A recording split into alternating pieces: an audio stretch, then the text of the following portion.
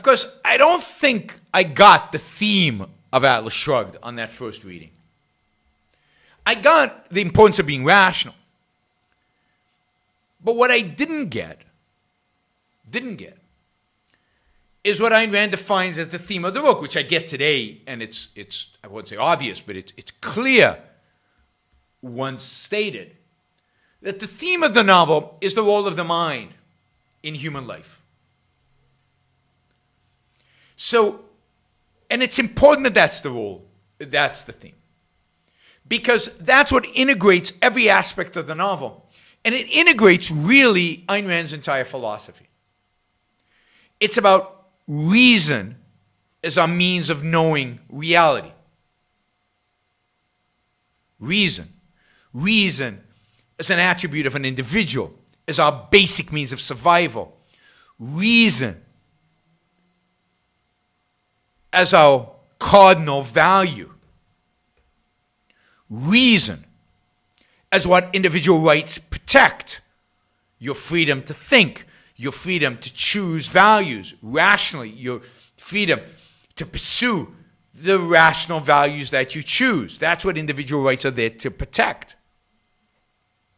Reason, therefore, is the foundation for capitalism. Reason as the tool of the businessman in creating, building, making, changing the world.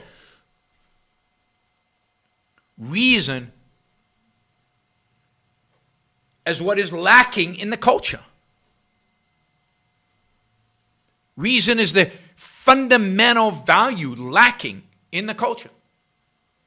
And once you see that everywhere. You see the emotionalism. You see the unthinking second-handedness, the herd mentality. The philosopher king who wants to tell you what to do because he doesn't believe you're capable of reasoning for yourself. The altruist who wants you to sacrifice to others because reason has nothing to do with their view of self-interest. But in rejection of reason, you should sacrifice your life for others. There's nothing in altruism about a rational reason to do it. Anything based in reality, anything based in fact, it's just a commandment. It's just an expectation. The same with sacrifice, the same with collectivism. They all are rejections fundamentally of reason and individuals' capacity to reason. So at the heart of Atlas Shrugged is man as a rational being. The role of reason in the life of an individual, in the productive choices that they make, in the productive achievements that they make. Think of Reardon. Think and how he applies reason to his work. How he will not accept any impurity when it comes to his work, when it comes to his metal, when it comes to his experiments, when it comes to the science, when it comes to engineering, when it comes to the furnaces, when it comes to building his business. Everything must be pure. Everything must be connected to reality. Everything must be right. He is completely committed to reality and to his own reasoning mind when it comes to his work.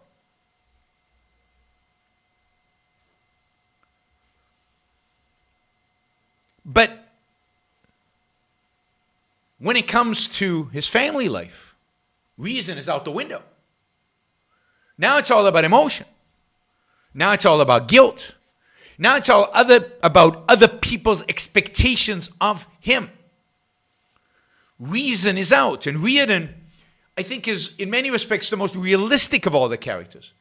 Because I think so many people that you know, so many people in our world, so many people around us have this bifurcated life, have this compartmentalized life, where in one side they live they're really rational when they go to work. And at home, they're anything but. And in politics, they're anything but.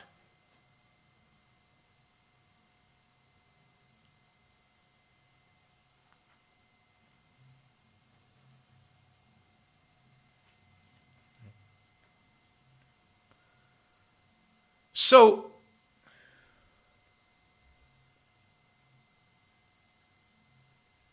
clearly, so the theme that runs throughout in all the action is the role of reason, the dedication to reality versus emotional. And think about every single conversation between Dagny and her brother.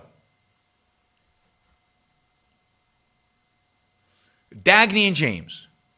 Dagny always facts. Right? Always logic, reason.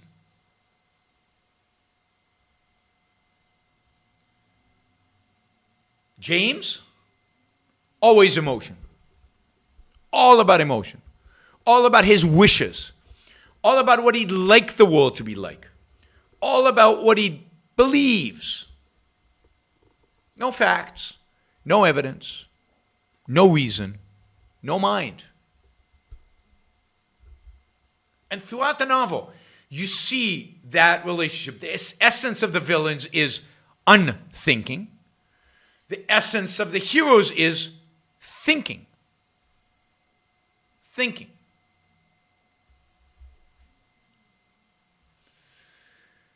So the role of the mind in human life, the role of the mind in the individual's life and how you live your life, and how to consistently apply your ideas throughout your life, how to consistently apply reason to your life in every aspect of your life. The role of the mind in human life, primarily in your life. Be like Dagny, be like Gold, be like Francisco. Think again about the challenge Francisco faces. Reason, what Gold has convinced him about the world and what he must do, versus the emotion of leaving Dagny. Wow. Think about how that would rip him apart. But that's constantly in every aspect on display at the personal level. Everybody must choose. Everybody must take a stand. Either you're on the side of reality, on facts,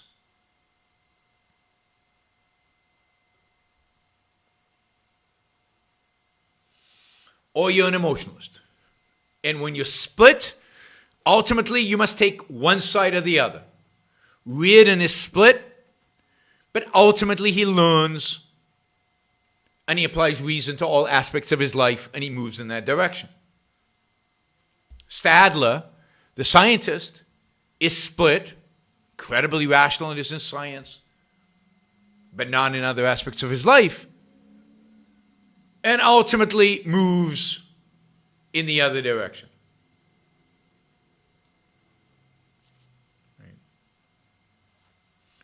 So, in your life, make sure that you're consistently applying reason, rationality, logic, a commitment to reality and to facts in every aspect of your life, not just in the parts that are, quote, easy, our work primarily, but also in every aspect of our personal life. When we're with other people, in a company, in a business, same thing applies. A successful business is a business guided by reason. The only thing that keeps the railroad going is Dagny's and a few other people's who are competent, who are thinkers, who move the railroad forward. If James was in charge of the railroad, actually in charge, it would collapse very, very quickly. James doesn't even bring reason into work. He is completely on the side of emotion. And finally, as a country, as a society, The commitment should be to let people think, leave them free, not to do drugs, not to do whatever they feel like doing, not because who am I to tell people what to do? No, you leave them free out of respect for their mind. You leave them free so that they can pursue their rational values. And if they choose not to pursue their rational values, you're not going to intervene. But that's not the purpose for which, in a sense, we have freedom. The purpose of freedom is to allow the rational to thrive. The purpose of freedom is to allow the moral to succeed. What happens to the immoral and the irrational, in a sense, who cares?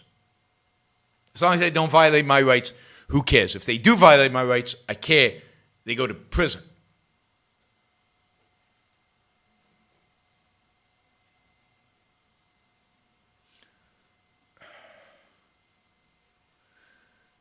So, the real theme of Atlas that Ayn Rand defined is the importance of reason, the role of the mind, how without the human mind, civilization collapses, society collapses, the economy collapses. But importantly, really, really importantly, the individual collapses. That having a compartmentalized life is not sustainable. Not sustainable if what you want to achieve is happiness. Not sustainable if what you want to achieve is integration as a human being, is flourishing and fulfillment.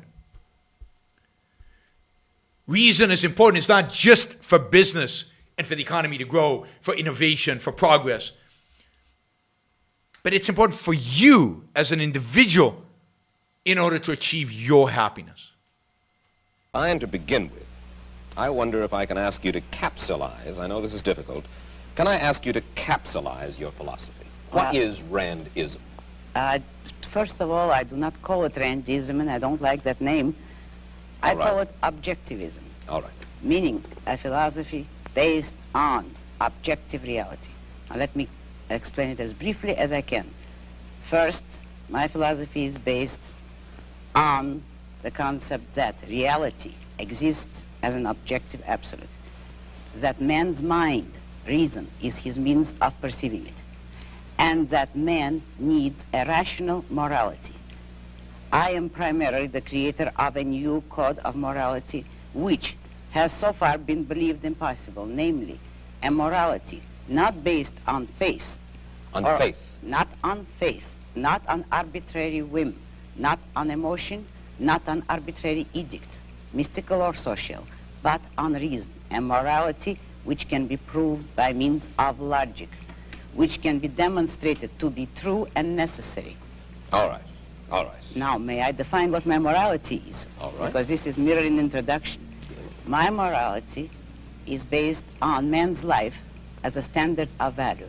And since man's mind is his basic means of survival, I hold that if man wants to live on earth and to live as a human being, he has to hold reason as an absolute, by which I mean that he has to hold reason as his only guide to action, and that he must live by the independent judgment of his own mind, that his highest moral purpose is the achievement of his own happiness, and that he must not force other people, nor accept their right to force him, that each man must live as an end in himself and follow his own rational self-interest. May I? All right, before we go on, reminder, please like the show. We've got 163 live listeners right now, 30 likes. That should be at least 100. I figure at least 100 of you actually like the show. Maybe there are like 60 of the Matthews out there who hate it. But at least the people who are liking it, you know, I want to see a thumbs up. There you go. Start liking it. I want to see that go to 100. All it takes is a click of a thing, whether you're looking at this. And you know, the likes matter. It's not an issue of my ego. It's an issue of the algorithm. The more you like something, the more the algorithm likes it. So, you know, and if you don't like the show, give it a thumbs down. Let's see your actual views being reflected in the likes. But if you like it, don't just sit there help get the show promoted. Of course, you should also share, and you can support the show at JeronBrooksShow.com/support, or on Patreon or Subscribestar or Locals, and show your support for the work, for the value hopefully you're receiving from this. And of course, don't forget, if you're not a subscriber, even if you just come here to troll, or even if you're here like Matthew to defend Marx, then you should subscribe, because that way you'll know when to show up. You'll know what shows are on, when they're on. You'll get notified, right? So, yes, like, share, subscribe, support. Like, share, subscribe, support. There you go. Easy. Do one or all of those, please.